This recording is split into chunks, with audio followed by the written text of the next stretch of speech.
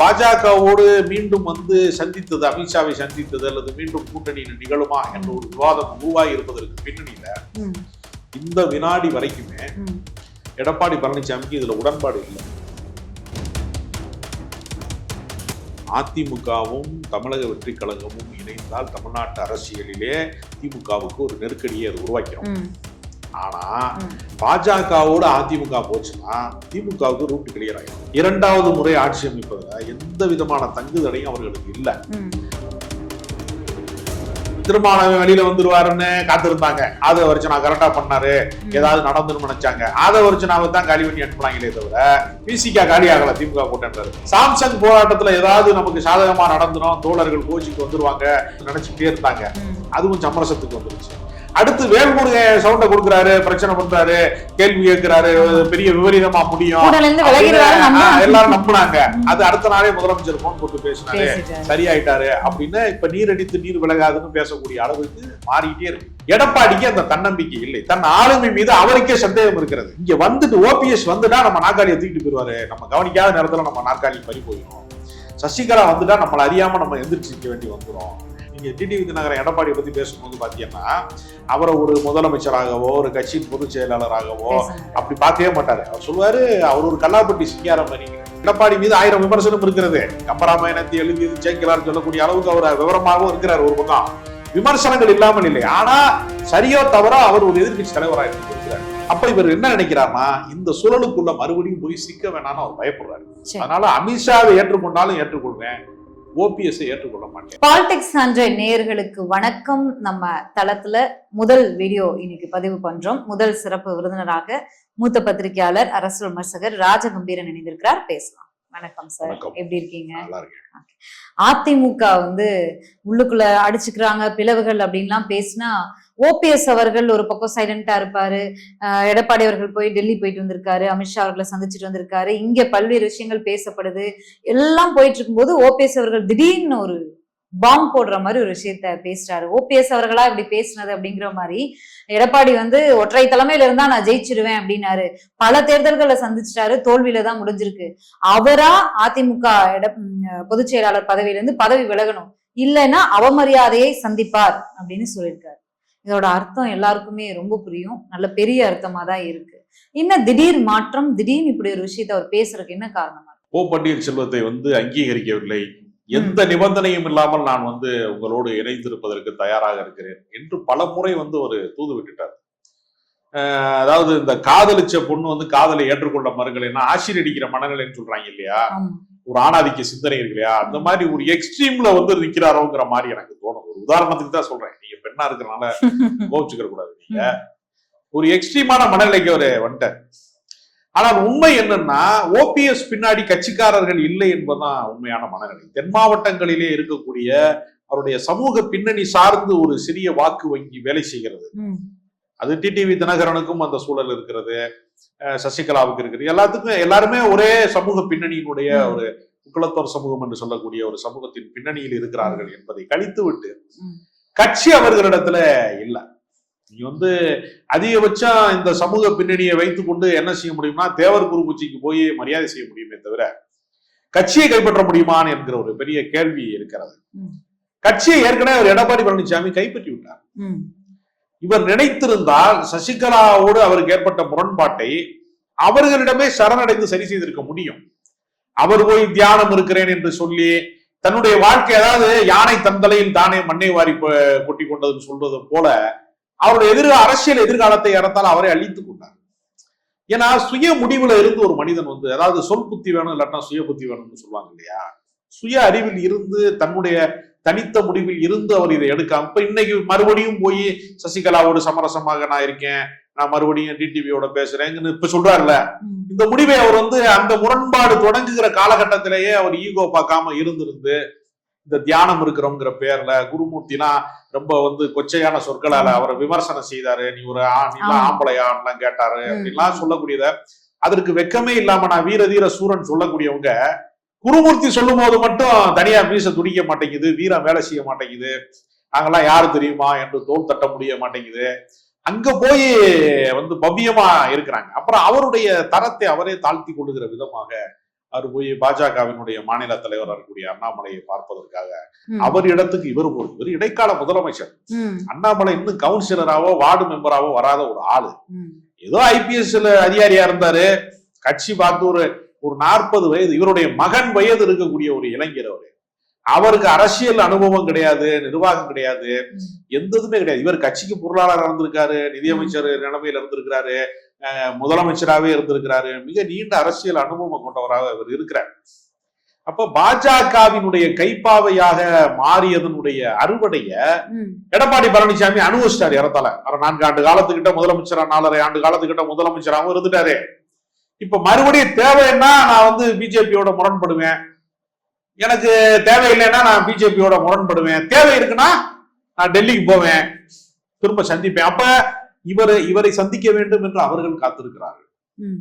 இவர் காத்திருந்து போனார்னு பல பேர் சொன்னாலும் இவருடைய சந்திப்புக்காக அவர்கள் காத்திருக்கிறார்கள் என்பதும் உண்மை. ஏன்னா இவர்கிட்ட தான் எம்எல்ஏக்கள் இருக்கிறாங்க, 60க்கும் மேற்பட்ட எம்எல்ஏக்கள் இவர்கிட்ட தான் இருக்கிறாங்க. இல்ல மார்ச் 2 வரைக்கும் அமித்ஷா தான் எடப்பாடி அவர்களுக்கு மார்ச் 2 வரைக்கும் தான் உங்களுக்கு டைம் அப்படின்னு ஒரு கெடு கொடுத்திருந்தாரு அப்படிங்கிற ஒரு தகவலும் பேசப்படுது. சொல்லிக்கிறாங்களே தவிர கட்சிக்காரர்களுக்கு ஒரு நெருக்கடியை அவங்க உருவாக்கிட்டாங்க. வருமான வரித்துறை மூலமாக, அமலாக்கத்துறை மூலமாக, தேர்தல் ஆணையத்தின் வழியாக 2 இலையுமே பறிச்சிருவாங்க, ஒரு இலை கூட மிஞ்சாதுங்கிற ஒரு சூழல் காரணமாக எப்படியாவது கட்சி சின்னத்தை பறித்து விட்டு, எப்படி இந்த காங்கிரஸ் கட்சிக்கு நிதியை கையாளவே முடியாது, தேர்தல் நேரத்துல அவங்க வங்கி கணக்கு முடக்கினாங்கல்ல நாடாளுமன்ற தேர்தல்ல, நீ காசு இருந்தா தானே எடுத்து செலவு பண்ணுவ, நீ எப்படி தேர்தலை சந்திப்ப பார்ப்போம் அப்படிங்கிற மாதிரி நாடாளுமன்ற தேர்தலை செஞ்சது மாதிரி இவருக்கு எங்கெல்லாம் பொக்கிஷங்கள் ஒளித்து வைத்திருக்கிறாரோ, அவருடைய சம்பந்தியா இருக்கக்கூடிய ஈரோடு ராமலிங்கத்துல இருந்து, எஸ்பி வேலுமணியில இருந்து, யாரெல்லாம் விஜயபாஸ்கர்ல இருந்து, தங்கமணி, ஆமா, யாரெல்லாம் இவருடைய கட்சிக்காக செலவு செய்யக்கூடியவர்களோ, தேர்தல் செலவை எதிர்கொள்ளக்கூடியவர்களோ, அந்த இடத்துல பூரா லாக் பண்றது. அப்ப ஆட்டோமேட்டிக்கா வந்தானே ஆகணும் அப்படிங்கிற ஒரு நிலைமையை உருவாக்கி, எனக்கு தெரிந்து பாஜகவோடு மீண்டும் சந்தித்தது, அமித்ஷாவை சந்தித்தது அல்லது மீண்டும் கூட்டணி நிகழுமா என்ற ஒரு விவாதம் உருவாகி இருப்பதற்கு பின்னணியில இந்த வினாடி வரைக்குமே எடப்பாடி பழனிசாமிக்கு இதுல உடன்பாடு இல்லை. எப்படி சொல்றீங்க? அவர் தான் போய் சந்திச்சு பேசிட்டு சந்திக்கிறாருங்க. போலீஸ் ஸ்டேஷன்ல விசாரணை கூப்பிட்டு விடுறாங்க. நீ விருப்பப்பட்டு போறீன்னு சொல்ல முடியுமா? ஒரு பிரச்சனை இருக்கு, நீங்க வாங்க விசாரிப்போம், உங்க மேல ஒருத்தர் கேஸ் கொடுத்துருக்காங்க. அதுக்கு முன்னாடி யாருகிட்டயுமே சொல்லாம திடீர்னு அவர் டெல்லி பயணம் மேற்கொண்டாரு, அதிமுக முன்னாள் அமைச்சர்களுக்கே தெரியல அப்படின்னு ஒரு. அதற்கு என்ன காரணம்னா, ஏதாவது ஒரு முக்கியமான முடிவு எடுக்கிறதா இருந்தா தான் எல்லார்ட்டையும் டிஸ்கஸ் பண்ணுவாங்க. இது என்னன்னா, எங்கள் மீது விசாரணை அமைப்புகள், அதிகார அமைப்புகள் எங்கள் கழுத்தை நெரிக்கிறது, அதுல இருந்து தற்காலிகமாக ஒரு விடுவிப்பு வேணும் எங்களுக்கு, எங்களை டிஸ்டர்ப் பண்ண கூடாது என்று சொல்வதற்கு அவங்களுடைய நெருக்கடிக்கு பயந்துதான் போயிருக்காரு. ஆனாலும் இன்னும் பிடி கொடுக்காம, கூட்டணிக்கு இன்னும் நாட்கள் இருக்கிறது, தேர்தலுக்கு இன்னும் நாட்கள் இருக்கிறது, அது எப்ப வேண்டுமானாலும் மாறலாம் என்று சொல்வதன் மூலமாக சந்தித்திருக்கிறாரே தவிர உறுதிப்படுத்தி இருக்கிறார்னா நம்ம சொல்லவே முடியாது. இந்த கூட்டணி உறுதியானது அப்படின்னு சொல்லவே முடியாது. ஏன்னா விஜய் அவர்களோடு தமிழக வெற்றி கழகத்தோடு ஒரு பேச்சுவார்த்தை நடந்ததாகவும், அந்த பேச்சுவார்த்தை எப்படி முடிஞ்சிருக்குன்னா, நீங்க 2 வருஷம் முதலமைச்சரா இருங்க, நான் 2.5 வருஷம் முதலமைச்சரா இருக்கேன், நம்ம 2 பேரும் 50-50 ஆயிடுவோம் அப்படிங்கிற அளவிற்கு இன்னும் தேர்தல்ல வாக்கு வங்கி நிரூபிக்கப்படாத, ஒரு தேர்தலை கூட சந்திக்காத வாக்கு வங்கி இருக்கா இல்லையானே தெரியல. வேடிக்கை பார்க்க வந்தவன் எல்லாம் அப்படியே வேடிக்கை பார்த்துட்டு கலைஞ்சு போயிருவாங்களான்னு தெரியல. ஏன்னா நம்ம ஊர்ல எதுக்கெல்லாம் கூட்டம் கூடுவான்னு தெரியாது. ராட்டினம் சுத்தினாலும் கூட்டம் கூடுவான், கடை குத்தாடி வந்தாலும் கூட்டம் கூடுவான், ஊருக்குள்ள கரடியை கூட்டிட்டு வந்தாலும் கூட்டம் கூடுறான், யானையை பாக்குறதுக்கு கூட்டம் கூடுறான், அத்திவரதருக்கும் கூட்டம் கூடுறான், நயன்தாரா வந்துச்சு, நகை கடை திறந்துச்சு சேலத்துலனாலும் கூட்டம் கூடுறான்.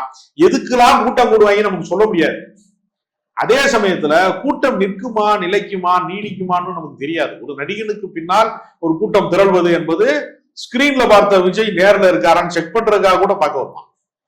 ஆனா அதை கடந்து, அந்த காலகட்டத்தை கடந்த பின்பு ஓட்டு போடுவது, ஒரு கட்சிக்கு வாக்களிப்பது என்பது நம்பகத்தன்மை சார்ந்தது. எல்லாருமே ரோல் மாடலா திரும்ப திரும்ப எம்ஜிஆரையே சொல்றாங்க. ஆனா எம்ஜிஆருடைய உழைப்புல கால்வாசி கூட யாருமே பெற மாட்டாங்க. 1952 தொடங்கி 72 வரைக்கும் 20 ஆண்டு காலம் எம்ஜிஆர் மிக தீவிரமாக திமுகவுல கட்சி பணியாற்றியிருக்காரு. கட்சியில சட்டமன்ற உறுப்பினராக இருந்திருக்காரு, கட்சி பொருளாளராக இருந்திருக்காரு, பல கொடை கொடுத்திருக்கிறாரு, பல பேருக்கு உதவிகள் செய்திருக்கிறாரு. நம்ம அந்த இடம் பேச போறோம், எம்ஜிஆர் விஜய் கம்பாரிசன் அது பேசுறோம். அதுக்கு முன்னாடி ஓபிஎஸ் அவர்கள் இவ்வளவு அழுத்தமா பேசுறாரு அப்படின்னா அவருக்கு யார் அந்த நம்பிக்கையை கொடுத்திருப்பார்? யார் அவர் பின்னாடி கட்சி தொண்டர்கள் இல்ல, மாவட்ட செயலாளர்கள் இல்ல, அவரால் பெரும்பான்மை நிரூபிக்க முடியல. இதெல்லாம் ஏற்கனவே ப்ரூவ் ஏற்கனவே பார்த்துட்டோம். ஆனா இப்ப இவர் அந்த திடீர் நம்பிக்கை யாரோ கொடுத்த மாதிரிதான் அழுத்தமான பேச்சா இருக்கே அவரு. அது ரொம்ப எளிதான விஷயம் நீங்க கேட்கிற கேள்வி. யாரு வருமான வரித்துறை அனுப்புகிறார்களோ, யாரு அமலாக்கத்துறையை வைத்து அச்சுறுத்துகிறார்களோ, யாரு தேர்தல் ஆணையத்தின் வழியாக சின்னத்தை பறிக்க முயற்சிக்கிறார், அவர்களே தான் பேச வைக்கிறாங்க. வேற யார் அவருக்கு பேச? அவர்கள் தான் சரண்டர் ஆயிட்டாரு. ஆர்பி உதயகுமாரை வச்சு இன்னைக்கு ஒரு வீடியோவே போட்டிருக்காங்களே, இரும்பு மனிதர் அமித்ஷா அப்படின்னு சொல்லிட்டு. இல்ல, அதற்கு இன்னொரு அர்த்தம் இருக்கிறது. இரும்பு மனிதர்னு ஒருத்தரை பார்த்து சொல்லும் போது அவர் உறுதியான மனிதர்னு ஒரு அர்த்தம் நம்ம கற்பித்து கொடுக்குறோம். இதயமற்ற மனிதர்னு ஒரு அர்த்தம் இருக்கு. இரும்புக்கு இதயம் கிடையாது. அதனால இரும்பு மனிதர் என்று சொல்லுகிற போது அமித்ஷா இரக்கமற்றவராக இருக்கிறாரு. அமித்ஷா மட்டும் சொல்லல, கடைசியில தமிழ்நாட்டு இரும்பு மனிதர் எடப்பாடின்னு சொல்லியிருக்காரு இல்லையா? இவர் ஏன் இரும்பு மனிதர்னா, கட்சிக்காரன் யாரையும் உள்ள பிரித்து போனவர்கள் யாரையுமே அனுமதிக்க மாட்டேங்க. இவரும் இரும்பு மனிதர் தான். அந்த விஷயத்துல இவருக்கு இதயமற்றவரா தான் இருக்காரு. அவரு வேறொரு விஷயத்துல இதயமற்றவர்னா, இவரும் சக கட்சிக்காரர்களை மீண்டும் சேர்க்க மறுப்பதுல எடப்பாடியும் ஒரு இதயமற்றவர், அமித்ஷா ஒரு இதயமற்றவர் என்று நான் புரிந்து கொள்வதற்கு வாய்ப்பு இருக்கு. இரண்டு வகையான அர்த்தம் இருக்கிறது. ஓகே, அமித்ஷாவை புகழ்ந்து ஆர்பி உதயகுமார் பேசி வீடியோ போடுறாரு அப்படின்னா அதுக்கு என்ன காரணம்? ஏன் திடீர்னு போறாங்க, சந்திக்கிறாங்க, டிரைவருக்கே தெரியல அவர் ஏர்போர்ட்டுக்கு போக சொல்லுவாரு அப்படின்னு. அப்படி ஒரு அதிர்ச்சிகரமான ஒரு மீட்டிங்கா தான் இருக்கு. அவர் பிளைட் ஏறி போறாரு, கட்சியில் இருக்கக்கூடிய முக்கிய தலைவர்களுக்கு தெரியல, ஜெயக்குமார் அவர் உடன் இல்ல. இது வரைக்கும் அதிமுக ஒற்றை தலைமை வந்ததுக்கு பிறகு இபிஎஸ் அவர்களை எதிர்த்து பேசாத ஒரே நபர் ஜெயக்குமார் அவர்கள் தான். ஆனா அவருக்கு கூட தெரியல, அவரும் கோச்சிக்கிட்டு இருக்காரு. ஏன் இப்படி ஒரு இல்ல? பாஜகவினுடைய ஒரு அமித்ஷா போன்ற ஒரு பாஜகவினுடைய முன்னணி தலைவர்களை சந்திக்க போவதை எல்லாரிடத்திலும் கலந்து ஆலோசித்து விட்டு சென்றால் அவர்கள் இந்த சந்திப்புக்கு இடம் தருவார்களா என்கிற ஒரு கேள்வி இருக்கு. ஏன்னா அதிமுகவை பாஜகவை விட்டு வெளியேறியது என்று முதல் கட்டமாக நாடாளுமன்ற தேர்தலுக்கு முன்பு அறிவித்த போது பட்டாசு வெடித்து இனிப்பு கொடுத்து எல்லாரும் கொண்டாடினார்கள். அப்ப கொண்டாடினார்கள்னா ஒரு கூட்டணி முறிவுக்கு அவ்வளவு பெரிய கொண்டாட்டம் அவசியமே இல்லையே. பெரிய ஒரு அரசியல் கட்சி, இந்தியாவையே ஆளக்கூடிய ஒரு அரசியல் கட்சி, தமிழ்நாட்டில் வேண்டுமானால் அது தேர்தல் வெற்றி பெறாத அரசியல் கட்சியாக இருக்கலாம். இந்திய அளவிலே மூன்றாவது முறையாக ஆட்சி அதிகாரத்தை கைப்பற்றக்கூடிய ஒரு மாபெரும் அரசியல் கட்சியோட ஒரு பிளவு நேர்கிறது என்பதை ஏன் கொண்டாடுகிறார்கள் ஒரு கேள்வி இருக்குல்ல. இப்ப அதிமுகவினுடைய தனித்தன்மையை பாஜக காலி செய்து விட்டது என்பதுல தொண்டர்களுக்கு பெரும் கோபம் இருக்கிறது. நான் தேர்தலில் தோல்வியவே சந்திக்காதவன், என்னையவே தோற்கடித்து விட்டார்கள் என்று சொல்லக்கூடிய அளவுக்கு கோபம் ஜெயக்குமாருக்கு வருதுன்னா ஜெயக்குமாருடைய மனநிலை தான் தொண்டர்களின் மனநிலை. அதனால இப்படி சொல்லிவிட்டு போனால் அது நிச்சயமாக கட்சிக்குள்ள ஒரு பெரிய நெருக்கடியை உருவாக்கும். ஏன்னா இவ்வளவு நாள் பேசின டைலாக் இருக்குல்ல, அது எஸ்டிபி என்று சொல்லக்கூடிய சிறுபான்மை அமைப்பினுடைய மாநாட்டில் போய் எந்த காலத்திலையும் கூட்டணி கிடையாது என்று அவர் சொன்னார். அவங்க இன்னைக்கு பிரஸ் மீட் கொடுத்துட்டாங்க. பாஜகவோட கூட்டணி போனா நாங்க அதிமுகவோட இருக்க மாட்டோம் அப்படின்னு அவங்க இன்னைக்கு பிரஸ் மீட் கொடுத்தாங்க. அவங்க எப்படி இருக்க முடியும்? சிறுபான்மை மக்கள், அதாவது வக்ஃப் வாரிய திருத்த சட்டம் என்கிற பேரில அந்த வக்ஃப் சொத்துக்களை பூராமே இஸ்லாமியர் அல்லாதவர்களுடைய, அதாவது அரசு நிர்வாகம் சார்ந்தவர்கள் அந்த சொத்துக்களை அபகரிப்பதற்கு தேவையான வசதி வாய்ப்புகளை சட்டப்பூர்வமாகவே செய்து கொடுத்தாங்க. ஆக்கிரமிப்பாளர்களுக்கான வாய்ப்பை உருவாக்கி தருகிற ஒரு சட்டத்தை திருத்த சட்டம்னு ஒண்ணு வரும் எப்பவுமே மத்திய அரசாங்கம். அது எப்பொழுதுமே கருப்பு சட்டமாக இருக்கிறது. அது வேளாண்மை திருத்த சட்டமா இருக்கலாம், குடியுரிமை திருத்த சட்டமா இருக்கலாம், ஒளிப்பதிவு திருத்த சட்டம் என்று சொல்லி இது மாதிரி திரைப்படத்துறை சார்ந்தது கருப்பு சட்டமா, எல்லா சட்டங்களுமே மக்கள் விரோத சட்டங்களாக இருக்கிறது. அதனுடைய ஒரு தொடர்ச்சியாக இப்ப வக்ஃபு திருத்த சட்டம் வந்திருக்கிறது. அப்ப இந்த இடத்துல எல்லாம் பாஜகவை விட்டு அதிமுக வெளியேறி வந்த போது அதனுடைய அரசியல் அறுவடையை அவர்கள் பார்க்கவே இல்லை. நாடாளுமன்ற தேர்தல்ல பிஜேபி எதிர்ப்பு என்பதை மிக நீண்ட காலமாக திமுக செய்து கொண்டே இருக்கிறது. மதச்சார்பற்ற அரசியல்ல காங்கிரஸ் இருப்பதாக இருக்கலாம், அல்லது இடதுசாரிகள் என்று சொல்லக்கூடிய கம்யூனிஸ்ட் கட்சிகளினுடைய தொடர் நடவடிக்கையா இருக்கலாம், சிறுபான்மை மக்களினுடைய அமைப்பாக இருக்கக்கூடிய இந்திய யூனியன் முஸ்லீம் லீக்கில் இருந்து மனிதநேய மக்கள் கட்சி வரைக்குமான அமைப்புகளாக இருக்கலாம், விடுதலை சிறுத்தைகள் போன்ற அம்பேத்கரி அமைப்புகளாக இருக்கலாம். எல்லா அமைப்புகளுமே மிக நீண்ட காலமாக திமுக கூட்டணியில இருக்கிறது. அது இந்தியா கூட்டணி என்பது இப்ப அகில இந்திய கூட்டணியாகவும் இருக்கிறது. அப்ப பிஜேபி எதிர்ப்பு என்கிற இடத்துல வெளியேறி வந்ததற்கான எந்த அரசியல் ஆதாயத்தையுமே கடந்த நாடாளுமன்ற தேர்தலில் அதிமுக எந்த பலனையும் அனுபவிக்கிறாங்க. இவர்கள் திரும்பி போனதற்கு அது ஒரு இருந்த கூட்டணியும் விலகி போயிட்டாங்க. அதனால அதிமுகவுக்கு அந்த அரசியல் அறுவடையை பாஜக எதிர்ப்பு ஓட்டுகளை அறுவடை செய்ய முடியல. மைனாரிட்டி யாரும் நம்பல. ஒரு முடியாம பாஜக பாத்துக்கிட்டதுன்னு என்கிற எடுத்துக்கலாமா? அமைப்பு வேண்டுமானால் ஆதரித்திருக்கலாம்.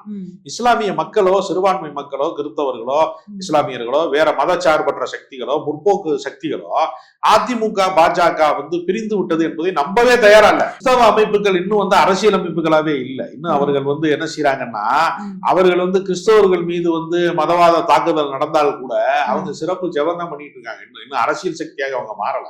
இஸ்லாமியர்கள் கூட எதிர்வினை ஆற்றக்கூடிய இடத்துக்கு வர்றாங்க, அல்லது ஜனநாயக போராட்டத்திற்கு வர்றாங்க. அவங்க இன்னும் வரல. அதனால எடப்பாடி பழனிசாமியை பொறுத்தவரையில சிறுபான்மை மக்களினுடைய வாக்கு வங்கி அவரால் பெற முடியல, மதச்சார்பற்ற சக்திகளினுடைய வாக்கு வங்கியை பெற முடியல, முற்போக்கு சக்திகளுடைய நம்பகத்தன்மை அவங்க பெற முடியல. இதையெல்லாம் பெற முடியாத ஒருவர் வந்து பாஜகவோடு நான் விலகி இருக்கிறேன் என்று சொல்வதனால அவருக்கு என்ன அரசியல் ஆதாயம்னு ஒண்ணு இருக்குல்ல.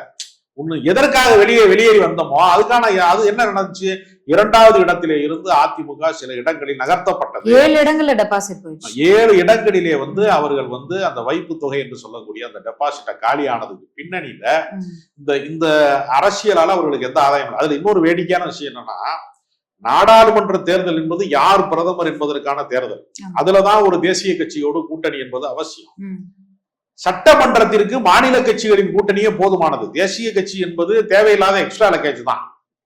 அப்ப மாநில அளவுல நடக்கக்கூடிய இன்னும் ஓராண்டிலே நடக்க போற சட்டப்பேரவை தேர்தல்ல ஒருவேளை வந்து பாஜக கூட்டணி வந்தா பாஜகவுக்கு தான் நன்மையை தவிர அதிமுகவுக்கு எந்த நன்மையும் கிடையாது. ஏற்கனவே தமிழ்நாட்டிலே பாஜக தனிமைப்படுத்தப்பட்டிருக்கிறது. தனிமைப்படுத்தப்பட்டிருக்கிறதுக்கு பல காரணம் இருக்கிறது. அது தமிழ்நாட்டினுடைய நலன்களுக்கு எதிராக இருக்கிறது. எய்ம்ஸ் மருத்துவமனை என்று கட்டி முடிக்கல, மெட்ரோ திட்டங்களுக்கு போதிய நிதி தருவதில் தாமதமாக இழுத்தடித்தார்கள், இப்பொழுது கூட கல்விக்கான நிதியை வந்து தர மறுக்கிறார்கள், எதுவுமே செய்யல. அப்ப தமிழ்நாட்டுக்கு நேர் விரோதமாக இருக்கக்கூடிய, தமிழர்களின் விரோதியாக இருக்கக்கூடிய பாஜகவோடு அதிமுக கூட்டணி சேர்றது கட்டுச்சொத்துக்களை எதுக்கு பெருச்சாலிங்கிற மாதிரி இந்த கூட்டணினால என்ன நடக்க போகுதுன்னு ஒரு கேள்வி இருக்குல்ல. அப்ப பாஜக தனிமைப்படுத்தப்பட்டிருக்கிறதை போல அதிமுகவும் தனிமைப்படுத்தப்படக்கூடிய ஒரு சூழ்நிலையை நோக்கி பயணிக்க போகிறதா? அதாவது யாரோட கூட்டணி சேர்வது, யாரோட கூட்டு சேர்வது அப்படிங்கிறது மூலமாக நீ யாரு, உன்னுடைய நண்பன் யார் என்று சொல், உன்னை யார் என்று சொல்கிறேன். அது மாதிரி இந்த கூட்டணி அவர்களுக்கு பெரிய பின்னடைவை தான் தரும். தாவேகாவோடு பேச்சுவார்த்தை நடத்தினாங்க அதிமுக முன்னாள் அமைச்சர்கள் ரகசியமாக அப்படின்னு சொல்லி டாக் இருந்துச்சு. அவங்களுக்குள்ள வந்து பங்கீடு, தொகுதி பங்கீடு வரைக்கும் போயிட்டு இருக்காங்க அப்படின்ற பேச்செல்லாம் இருந்துச்சு. அது என்ன ஆச்சு திடீர்னு ஏன் இந்த பாஜக சந்திப்பு, அமித்ஷா சந்திப்பு அப்படிங்கிறது? கள அரசியல் என்றால் என்ன என்பதை கற்றுக்கொள்வதற்கு விஜய்க்கு வந்து அவகாசமே இல்லை. அவருக்கும் கள அரசியலுக்கு சம்பந்தமே இல்லை. அவர் ஏறத்தாழ 1990களினுடைய தொடக்கத்திலேயே சினிமா நடிகர் ஆயிட்டார். அவர் சினிமா நடிகராகி ஒரு 35 ஆண்டுகள் கடந்து விட்டார். அது இந்த 35 ஆண்டுகள்ல சராசரி மக்களோட பிரச்சனை இருக்கல.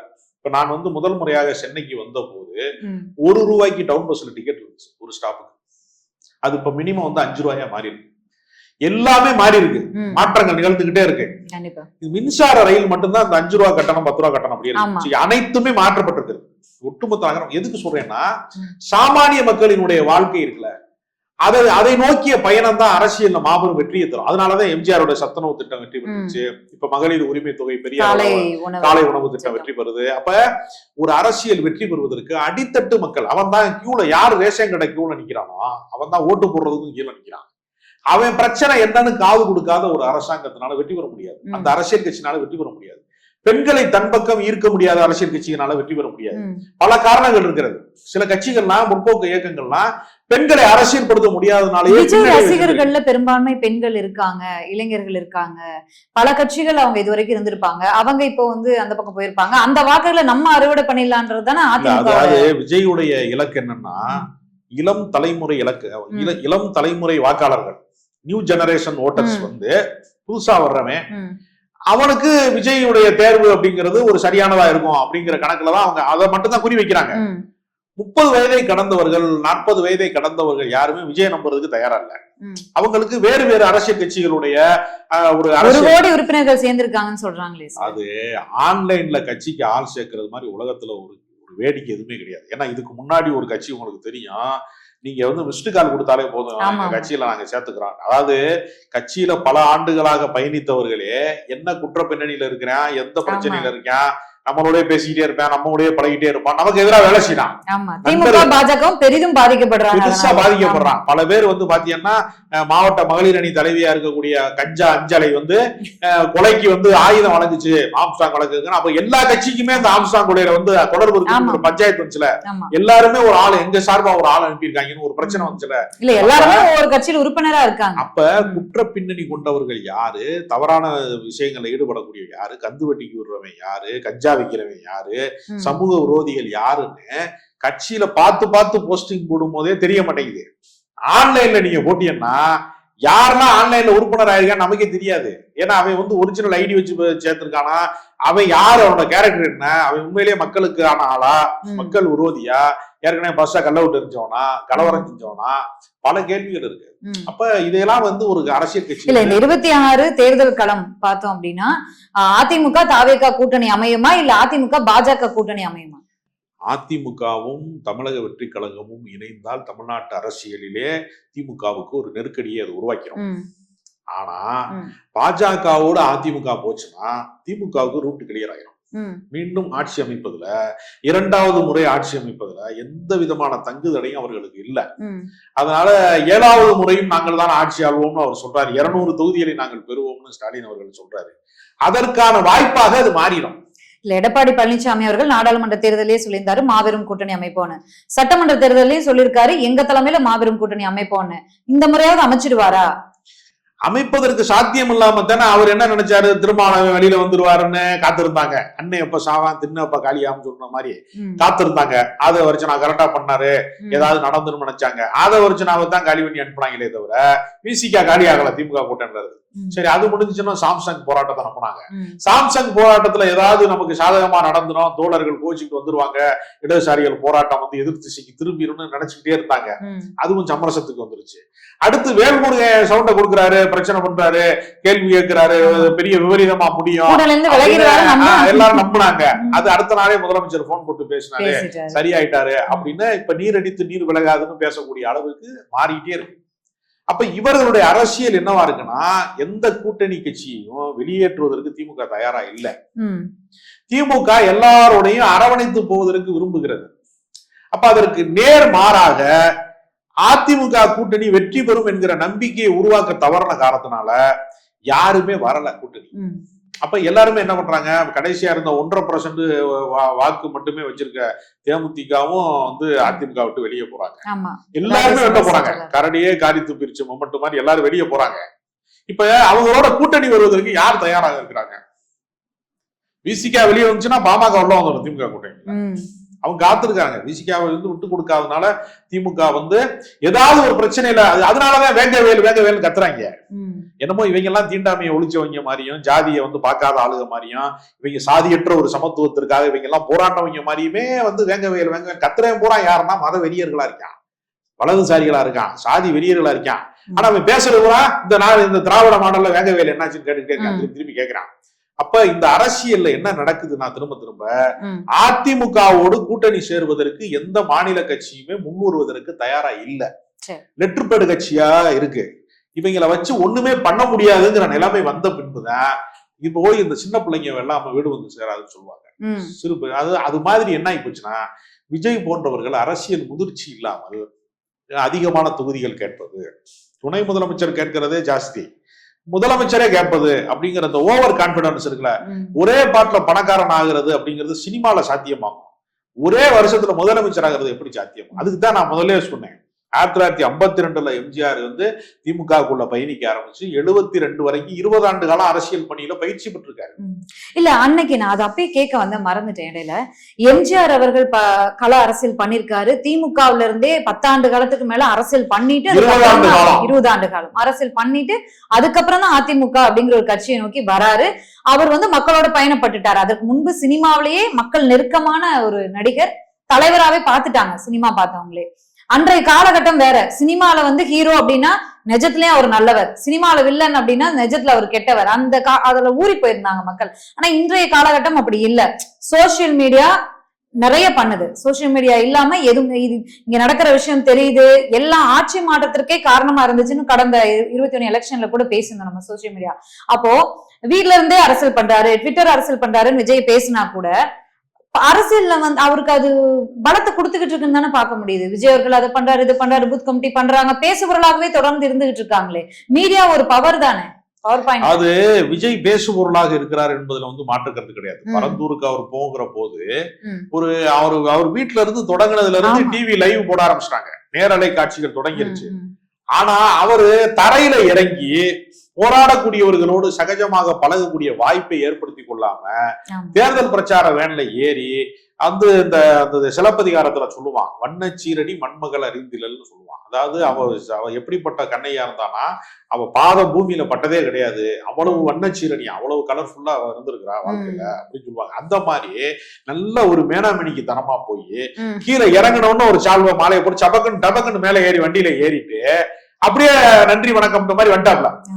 அப்ப ஏற்கனவே அங்கு வந்து ஏறத்தாழ 900 நாட்களுக்கு மேலாக ஒரு ஓராண்டுக்கு ஈராண்டு ஒரு 3 வருடங்களுக்கு கிட்ட வந்து அவங்க போராடி இருக்கிறாங்க. அப்ப அந்த களத்துல நிக்க போராளிகள் யாரு? அன்னைக்கு அவர் என்ன செஞ்சிருக்கணும்? புத்திசாலியா இருந்தா விஜய், காவல்துறை அனுமதி மறுத்தால் கூட காவல்துறையினுடைய அனுமதியை தாண்டி கள அரசியல் செய்யக்கூடியவங்க, போராட்ட அரசியல் செய்யக்கூடியவங்களை பார்ப்பதற்கு அத்துமீறி நுழைஞ்சு அரெஸ்ட் ஆயிருந்தாருன்னா ஒரு நேஷனல் நியூஸா மாறி இருக்கும். அப்ப அவர் என்ன செய்யறாரு? திட்டமிட்டு அரட்டாப்பட்டிக்கு போனோம்னா நம்ம அகப்பட்டுருவோம், மத்திய அரசாங்கத்தை எதிர்க்க வேண்டி வரும், முதலாளிகளோட போச்சுக்க கூடாது அப்படின்ட்டு மாநில அரசு வந்து நிலம் வழங்குற இடம். அப்பையும் கூட விமான நிலையம் அமைப்பது என்பது மத்திய அரசாங்கத்தினுடைய திட்டங்கள் ஒன்றுதான். அது கூட மாநில அரசின் திட்டம் கிடையாது. பஸ் ஸ்டாண்டா, உசிலம்பட்டி பஸ் ஸ்டாண்டா கட்டுறாங்க, பெரிய உலகத்துக்கிட்ட வந்து பஸ் ஸ்டாண்ட் கட்டுறாங்கன்னா தான் மாநில அரசு வந்து நிதி கொடுக்கணும், சட்டமன்ற உறுப்பினர் நிதியில இருந்து, நகராட்சியில இருந்து கொடுக்கணும். இது அப்படி இல்ல. விமான நிலையம், சர்வதேச விமான நிலையம் ஒண்ணு கட்ட போறோம். அங்க போயிட்டு வந்து திமுக மேலதான் பழி போட்டு, திமுக மேல மட்டுமே பழி. அப்ப அந்த ஒருதலை பட்சமாக ஒன் சைடா பேசிக்கிட்டே இருக்கிறாரு. அது வந்து அவருடைய அரசியல் அடுத்த கட்டத்துக்கு அது கொண்டு செல்லாது. அவர் வந்து மத்திய அரசு மாநில அரசு இரண்டு அரசுமே மக்கள் விரோத அரசுன்னு பேசினாதான் அவர் மேல நம்பகத்தன்மை வரும். மாநில அரசை மட்டும் நான் வீழ்த்துவேன், மத்திய அரசாங்கத்தை கொஞ்சம் செல்லமா வந்து நான் வந்து வீழ்த்துவேன்னா அது மக்கள் வந்து நீ யாரோட ஆளுங்கிற சந்தேகம். கடைசியா 2026 தேர்தல்ல அதிமுக வேலுமணி அவர்களுடைய அந்த மகன் திருமணத்திற்கு பிறகு அவர் அங்க பலத்தை நிரூபிக்கிற மாதிரி நம்ம முன்னாடி பேசிருப்போம். நிரூபிச்சு காட்டியிருந்தாரு. வேலுமணி தலைமையில அதிமுக போக போகுது, எடப்பாடி அகற்றப்படுவார் அப்படின்லாம் வந்து பேசப்பட்டது. ஆனா இன்றைய சம்பவங்களுக்கு பிறகு அமித்ஷா அவர்களை போய் சந்திச்சுட்டு வந்திருக்காரு. சந்திச்சுட்டு வந்து நான் தமிழக பிரச்சனைக்காக தான் போய் சந்திச்சேன் அப்படின்னாரு.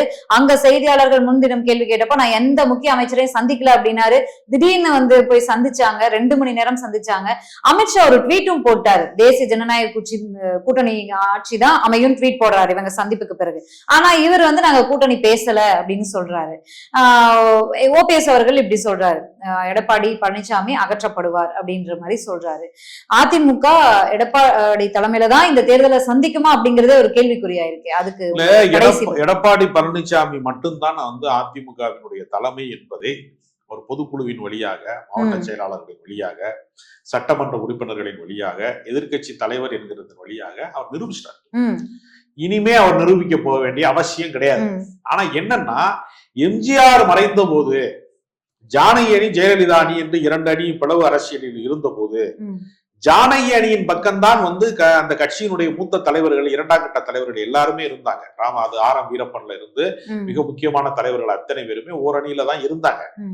ஆனால் காலத்தினுடைய கட்டளை என்னவாக இருந்ததுன்னா, அன்றைக்கு இருந்தக்கூடிய காங்கிரஸ் கட்சி வந்து ஜெயலலிதாவை ஆதரித்த காரணத்தினாலையும், அப்படி ஆதரிப்பதற்கு காரணமாக இருந்த ராஜீவ் காந்தி எதிர்பாராத விதமாக வெடிகுண்டு விபத்தில் இறந்த போது ஏற்பட்ட திமுக மீதான எதிர்ப்பும் சேர்ந்து ஜெயலலிதாவை தான் காலம் தலைவியாக மாற்றி கொடுத்தது. அப்ப என்ன செய்யணும்னா, ஜெயலலிதா என்ன செஞ்சாங்கன்னா, தன்னை எதிர்த்தவர்கள் அத்தனை பேரையுமே, எம்ஜிஆரோட இருக்கக்கூடிய உறவுக்கே குறுக்க ஆர்.எம். வீரப்பன் வந்திருக்கிறாருங்கிற அளவுக்கு விமர்சனங்கள் இருந்த போது கூட யாரையுமே விட்டு வைக்காமல் எல்லாரையுமே கட்சிக்குள்ள இணைத்துக் கொண்டார். அவருக்கு என்ன தன்னம்பிக்கை இருந்ததுன்னா, என் தலைமையை யாராலும் வீழ்த்த முடியாது என்கிற தன்னம்பிக்கை அவருக்கு இருந்தது. எடப்பாடிக்கு அந்த தன்னம்பிக்கை இல்லை. தன் ஆளுமை மீது அவருக்கே சந்தேகம் இருக்கிறது. இங்க வந்துட்டு ஓபிஎஸ் வந்துட்டா நம்ம நாற்காலியை தூக்கிட்டு போயிருவாரு, நம்ம கவனிக்காத நேரத்துல நம்ம நாற்காலி பறி போயிடும். சசிகலா வந்துட்டா நம்மள அறியாம நம்ம எந்திரிச்சு நிக்க வேண்டி வந்துடும். டிடிவி தினகரன் வந்து ரொம்ப ஒரு டைலாக் விடுறாரு எப்பவுமே. நீங்க டிடிவி தினகரன் எடப்பாடியை பத்தி பேசும்போது பாத்தீங்கன்னா, அவரை ஒரு முதலமைச்சராகவோ ஒரு கட்சியின் பொதுச் செயலாளராகவோ அப்படி பார்க்கவே மாட்டாரு. அவர் சொல்லுவாரு, அவர் ஒரு கல்லாப்பட்டி சிங்காரம் மாதிரிங்கிறார். ஒரு நகைச்சுவை நடிகனாக பார்க்கக்கூடிய ஒரு போக்கு இருக்குன்னா, என்னன்னா இது என்ன மனநிலைன்னா, ஒரு பண்ணையார் மனநிலை. என் வீட்டுல நீ இருந்தவன்டா, வேலைக்காரனா இருந்தவன்டா, நாங்க பார்த்து உருவாக்கின ஆள்ராணின்னு சொல்லக்கூடிய அந்த ஒரு திமிர் இருக்குல்ல. ஜனநாயகத்துல நமக்கு எடப்பாடி மீது 1000 விமர்சனம் இருக்கிறது. கம்பராமாயணத்தை எழுதியது ஜெயக்கிலார் சொல்லக்கூடிய அளவுக்கு அவர் விவரமாகவும் இருக்கிறார். ஒரு பக்கம் விமர்சனங்கள் இல்லாமல் இல்லை. ஆனா சரியோ தவறோ அவர் ஒரு எதிர்கட்சி தலைவராக இன்னைக்கு இருக்கிறார். அவரை இவங்க ட்ரீட் பண்ற விதம்லாம் இருக்குல்ல. அப்ப இவர் என்ன நினைக்கிறாருன்னா, இந்த சூழலுக்குள்ள மறுபடியும் போய் சிக்க வேணாம்னு அவர் பயப்படுறாரு. அதனால அமித்ஷாவை ஏற்றுக்கொண்டாலும் ஏற்றுக்கொள்வேன், ஓபிஎஸ் ஏற்றுக்கொள்ள மாட்டேன். அமித்ஷாவை ஏற்றுக்கொண்டால் கூட பரவாயில்ல, டிடிவி ஏத்துக்க மாட்டேன், நீ மோடியை கூட ஏத்துக்கிறேன், சசிகலாவை ஏத்துக்க மாட்டேன் அப்படிங்கிற இடத்துல அவர் இருப்பது, தன்னுடைய இருப்பை தக்க வைப்பதுல அவருக்கு ஒரு அச்சம் இருக்கிறது. அந்த அச்சத்தை கடந்து விட்டால் இவர்களையும் அவர் அரவணைத்து போவதற்கான சாத்தியங்கள் இருக்கிறது. அது காலம்தான் அதற்கு விடை சொல்ல முடியும். இன்றைய மனநிலையில அவர் நீங்க சொன்ன மாதிரி இரும்பு மனிதராக தான் இருக்காரு. இந்த விஷயத்துல அவர் அந்த கதவுகள், இரும்பு கதவுகள் திறக்கவே மாட்டேங்குது. அவர் இதய கதவுகளும் திறக்கல, இரும்பு கதவும் திறக்க மாட்டேங்குது. இப்பொழுதுக்கு அவர் உறுதியா தான் இருக்கிறாரு. அமித்ஷா சொல்றாரு எங்க கூட்டணி வரப்போகுதுன்னு.